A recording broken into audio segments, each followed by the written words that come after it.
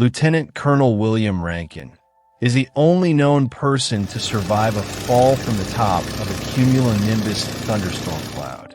He was flying an F-8 Crusader jet fighter over a cumulonimbus cloud when the engine failed, forcing him to eject and parachute into the cloud.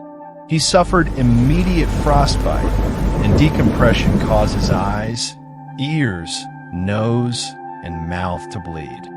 5 minutes after he abandoned the plane, his parachute hadn't opened. One lightning bolt lit up the parachute, making Rankin believe he had died. Conditions calmed, and he was finally able to land after 40 minutes.